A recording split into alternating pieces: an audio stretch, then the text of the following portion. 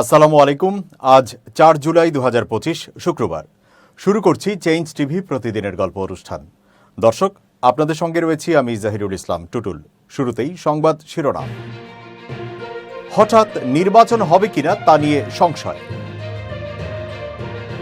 চানখারপুলে পুলিশের নির্দেশে গণহত্যার ভয়াবহ গোপন ঘটনা। ইসরায়েলি সেনারা ভুগছেন মানসিক সংকট, ভয় এবং যন্ত্রণায়। এবার বিস্তারিত। হঠাৎ নির্বাচন নিয়ে সংশয় তৈরি হয়েছে। একটি সূত্র বলছে, প্রশাসনের ভেতরে একটি চক্র নির্বাচন পিছিয়ে দিয়ে ভারত ও আওয়ামী লীগের এজেন্ডা বাস্তবায়ন করতে চায়। এ কারণে দেশকে অস্থিতিশীল করার প্ল্যান নেওয়া হয়েছে। এদিকে জামায়াত আমিরও নির্বাচন নিয়ে প্রশ্ন তুলেছেন। এখন দেশের এই পরিস্থিতিতে কিসের নির্বাচন?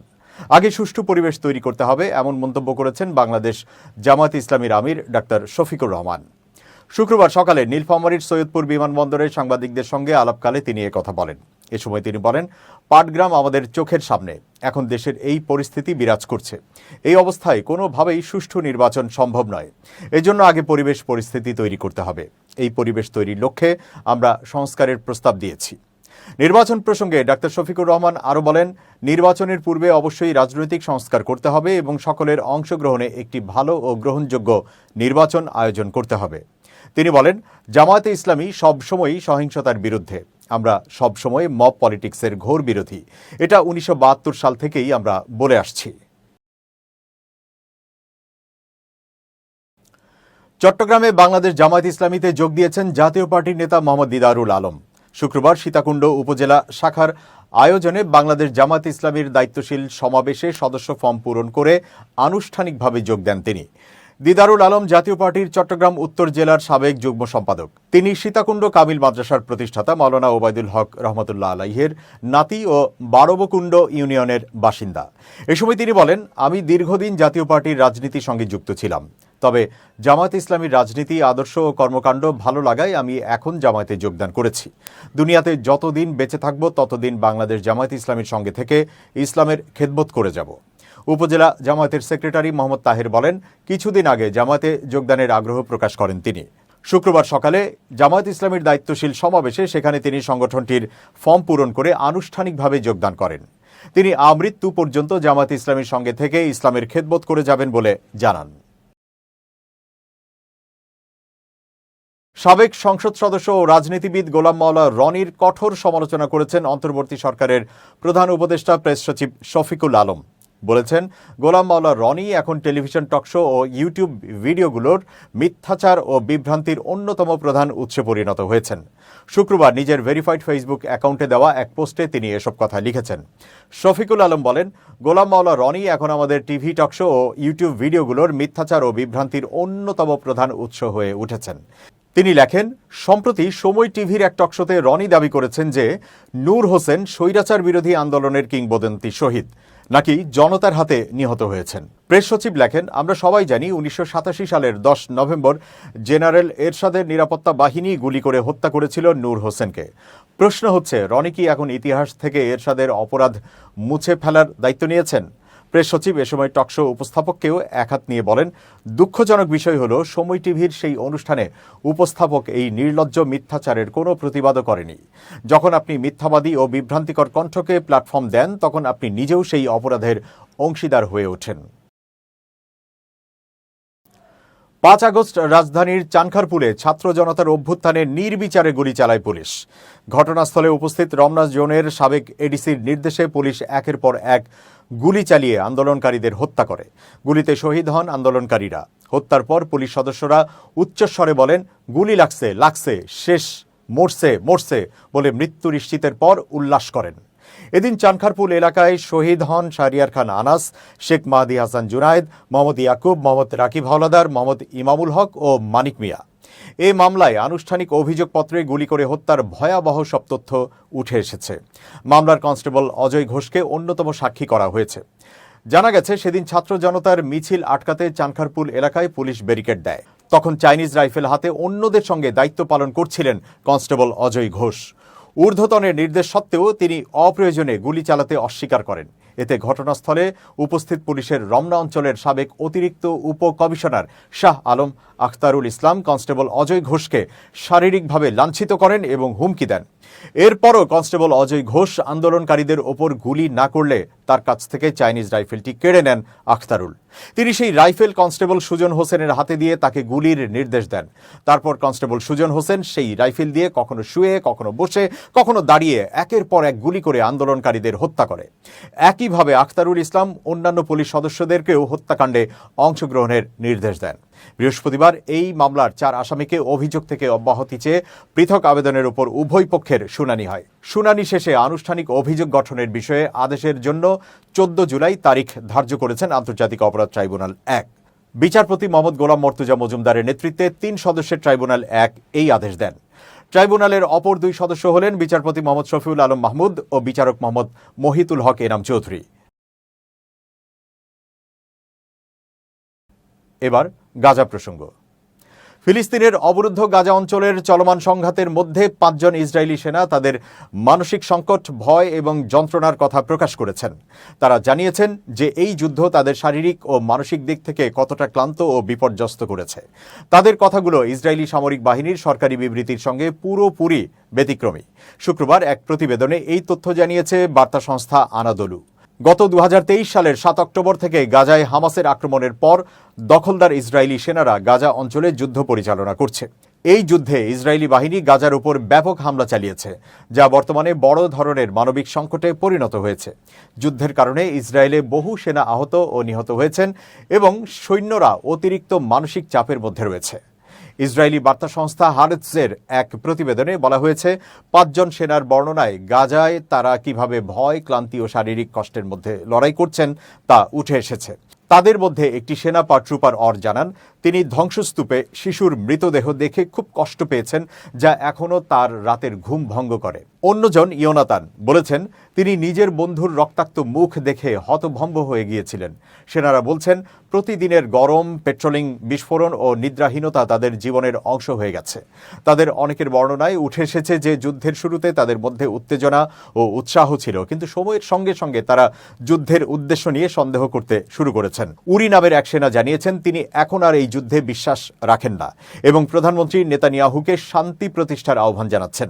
সেনারা জানান, তারা নিজেদের শেষ ইচ্ছাপত্র মোবাইল ফোনে রেখে দিয়েছেন এবং মৃত্যুর ভয় সবসময় তাদের সঙ্গে থাকে। ইসরায়েলি সেনাদের এই ব্যক্তিগত বর্ণনা যুদ্ধের পেছনের কঠিন বাস্তবতা এবং মানবিক সংকটের চিত্র তুলে ধরেছে। গাজায় ব্যাপক প্রাণহানি ও ধ্বংসযজ্ঞের মাঝে এই সেনাদের মানসিক অবস্থা সমাজের জন্য একটি সংকেত, যা যুদ্ধের ভয়াবহতা এবং এর দীর্ঘমেয়াদী প্রভাব সম্পর্কে সতর্ক করছে। আন্তর্জাতিক সম্প্রদায় ইতোমধ্যে গাজায় যুদ্ধবিরতির জন্য চাপ দিচ্ছে, যাতে সেখানকার মানুষদের জীবন নিরাপদ হয় এবং মানবিক সাহায্য পৌঁছানো যায়।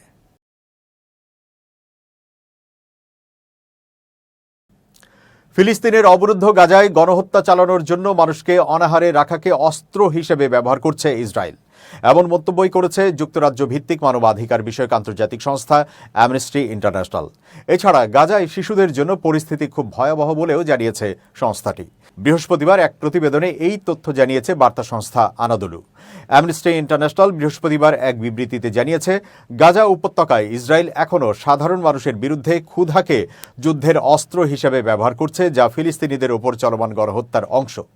লন্ডন ভিত্তিক এই সংগঠনটি বলেছে, গাজার পরিস্থিতি এখনও ভয়াবহ, বিশেষ করে শিশুদের জন্য। টানা বোমাবর্ষণ, জোরপূর্বক বাস্তুচ্যুতি, খাদ্য, পানি ও ওষুধের সংকট সব মিলিয়ে মানবিক বিপর্যয় চরমে। অ্যামনেস্টির সেক্রেটারি জেনারেল অ্যাগনেস কালামার্ড বলেছেন, ইসরায়েল যে জীবন ধারণের মৌলিক চাহিদাগুলো ইচ্ছাকৃতভাবে ধ্বংস করছে, তা আসলে শারীরিকভাবে ধ্বংস করে ফেলার এক কৌশল।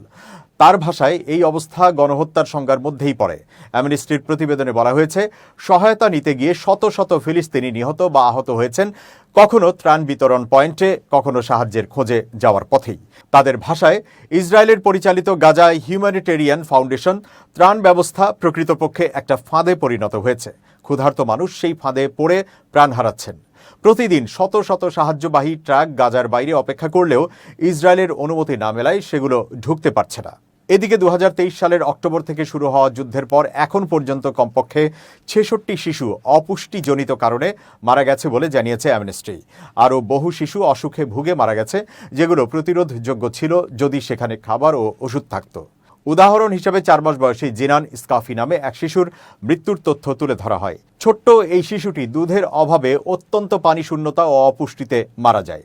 গাজা শহর ও খান ইউনিসের হাসপাতালগুলোতে প্রতিদিন যে শিশুরা স্বাস্থ্য পরীক্ষায় আসছে তাদের প্রায় 15% মধ্যে গুরুতর বা মাঝারি অপুষ্টির লক্ষণ দেখা যাচ্ছে। চিকিৎসকরা বলছেন, প্রাথমিক চিকিৎসার পরেও অনেক শিশু আবার অসুস্থ হয়ে ফিরছে, কারণ ক্যাম্পের পরিস্থিতি আরও খারাপ। এছাড়া চিকিৎসকরাও বিপদে রয়েছেন।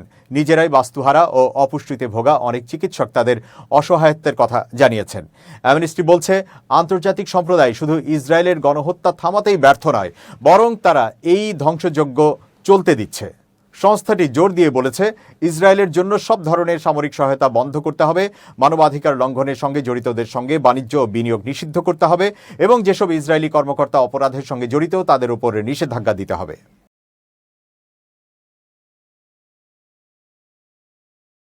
দর্শক, এবার খুব জরুরি 1 মিনিট জানাচ্ছেন ইউনেস্কো ক্লাব পুরস্কার বিজয়ী সাংবাদিক আমিরুল মোমিনিন মালিক। খুব জরুরি 1 মিনিটে প্রত্যেককে আমন্ত্রণ। প্রিয় বন্ধুরা, হাসি এই জীবনের জন্য চমৎকার একটা অনুষঙ্গ। আপনি অন্যকে কিছু দিতে পারুন বা না পারুন, কিন্তু হাসি মুখে যদি কথা বলতে পারেন তাহলে অবশ্যই অন্যের মনে ভালোবাসার অনুভূতি তৈরি হতে পারে।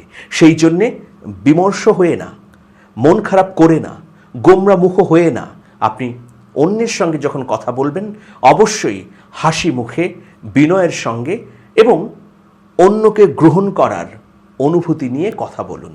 তাহলে আর কিছু হোক বা না হোক, ওই মানুষটা আপনার কাছ থেকে প্রেরণা পাবে, ভালোবাসা পাবে, ভালো একটা অনুভূতি নিয়ে ফিরে যাবে। ভালো থাকুন সবাই, শুভেচ্ছা নিরন্তর। এবার দেশের বাইরের খবর। প্রায় 4 বছর আগে আফগানিস্তানের ক্ষমতা দখল করলেও এতদিন পর্যন্ত কোনো দেশই সে দেশের তালেবান সরকারকে আনুষ্ঠানিকভাবে স্বীকৃতি দেয়নি। বৃহস্পতিবার প্রথম দেশ হিসেবে তালেবান সরকারকে স্বীকৃতি দিল রাশিয়া। রাশিয়ার পররাষ্ট্র মন্ত্রণালয় এক বিবৃতিতে জানিয়েছে, আমরা বিশ্বাস করি যে আফগানিস্তানের ইসলামিক আমিরাত সরকারের আনুষ্ঠানিক স্বীকৃতির ফলে আমাদের দুই দেশের মধ্যে বিভিন্ন ক্ষেত্রে দ্বিপাক্ষিক সহযোগিতার বিকাশে গতি আসবে। এক্সে একটি পোস্টে আফগান পররাষ্ট্রমন্ত্রী আমির খান মুত্তাকি কাবুলে নিযুক্ত রাশিয়ান রাষ্ট্রদূত দিমিত্রি ঝিরনভের সাথে একটি বৈঠক প্রসঙ্গে বলেছেন, এই সাহসী সিদ্ধান্ত অন্যদের জন্য একটি উদাহরণ হয়ে থাকবে। রাশিয়ার এই পদক্ষেপটি ওয়াশিংটনের ঘনিষ্ঠভাবে পর্যবেক্ষণ করার সম্ভাবনা রয়েছে, যা আফগানিস্তানের কেন্দ্রীয় ব্যাংকের কোটি কোটি সম্পদ জব্দ করেছে, যার ফলে আফগানিস্তানের ব্যাংকিং খাত আন্তর্জাতিক আর্থিক ব্যবস্থা থেকে মূলত বিচ্ছিন্ন হয়ে পড়েছে। সেই সঙ্গে তালেবানের কিছু সিনিয়র নেতার উপর নিষেধাজ্ঞা আরোপ করা হয়েছে। 2021 সালের আগস্টে আফগানিস্তানের ক্ষমতা দখল করে এই গোষ্ঠী, যখন দেশটির আন্তর্জাতিকভাবে স্বীকৃত সরকারকে সমর্থনকারী মার্কিন বাহিনী প্রত্যাহার করে নেয়। মার্কিন সেনা প্রত্যাহারকে ব্যর্থতা বলে অভিহিত করা মস্কো তখন থেকেই তালেবান কর্তৃপক্ষের সাথে সম্পর্ক স্বাভাবিক করার পদক্ষেপ নিয়েছে, সন্ত্রাসবাদের বিরুদ্ধে লড়াইয়ে তাদের সম্ভাব্য অর্থনৈতিক অংশীদার এবং মিত্র হিসাবে দেখে। 2022 এবং 2024 সালে সেন্ট পিটার্সবার্গে রাশিয়ার প্রধান অর্থনৈতিক ফোরামে তালেবানের একটি প্রতিনিধি দল যোগ দিয়েছিল এবং গত অক্টোবরে মস্কোতে রাশিয়ার পররাষ্ট্রমন্ত্রী সের্গেই ল্যাভরভের সাথে দেখা করেছিল গোষ্ঠীর শীর্ষ কূটনীতিক। 2024 সালের জুলাই মাসে রাশিয়ার প্রেসিডেন্ট ভ্লাদিমির পুতিন তালেবানদের সন্ত্রাসবাদের বিরুদ্ধে লড়াইয়ে মিত্র বলে অভিহিত করেছিলেন। এপ্রিল মাসে রাশিয়ার সুপ্রিম কোর্ট এই গোষ্ঠীর ওপর থেকে সন্ত্রাসী তকমা তুলে নেয়। ল্যাভরভ সেই মাসে মস্কোকে তালেবানদের প্রতি বাস্তববাদী নীতি গ্রহণ করার আহ্বান জানান। গত 2 দশক ধরে তালেবানের প্রতি মস্কোর মনোভাব নাটকীয়ভাবে পরিবর্তিত হয়েছে। 1994 সালে আফগান গৃহযুদ্ধের সময় এই দলটি গঠিত হয়েছিল, মূলত 1980-এর দশকে সোভিয়েত ইউনিয়নের বিরুদ্ধে যুদ্ধকারী সাবেক মার্কিন সমর্থিত মুজাহিদিন যোদ্ধাদের দ্বারা। সোভিয়েত আফগান যুদ্ধের ফলে মস্কোর এক ভয়াবহ পরাজয় ঘটে, যা সম্ভবত ইউএসএসআর এর পতনকে ত্বরান্বিত করেছিল। উত্তর ককেশাসে বিচ্ছিন্নতাবাদীদের সমর্থনের জন্য 2003 সালে রাশিয়া তালেবানকে তাদের সন্ত্রাসী কালো তালিকাভুক্ত করে, কিন্তু 2021 সালে তালেবানের ক্ষমতায় ফিরে আসার পর রাশিয়া এবং এই অঞ্চলের অন্যান্য দেশগুলো প্রভাব বিস্তারের প্রতিযোগিতায় তাদের অবস্থান পরিবর্তন করতে বাধ্য হয়েছে। তালেবানদের ক্ষমতা দখলের পর রাশিয়াই প্রথম দেশ যারা কাবুলে একটি ব্যবসায়িক প্রতিনিধি অফিস খুলেছিল এবং দক্ষিণ পূর্ব এশিয়ায় গ্যাস সরবরাহের জন্য আফগানিস্তানকে একটি ট্রানজিট হাব হিসেবে ব্যবহারের পরিকল্পনার কথা ঘোষণা করেছে। আফগান সরকার কোনো বিশ্ব সংস্থা কর্তৃক আনুষ্ঠানিকভাবে স্বীকৃত নয়।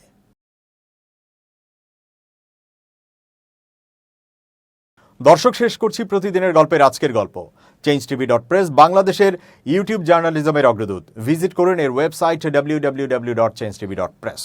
ইউটিউব youtube.com/changetvpress এবং সাবস্ক্রাইব করুন চ্যানেলটি। নিয়মিত লাইক, কমেন্ট ও শেয়ার করে আপডেট রাখুন নিজেকে। ভালো থাকুন, নিরাপদে থাকুন। শুভেচ্ছা নিরন্তর। changeTV.press, এক ফোঁটা হলুদও নেই।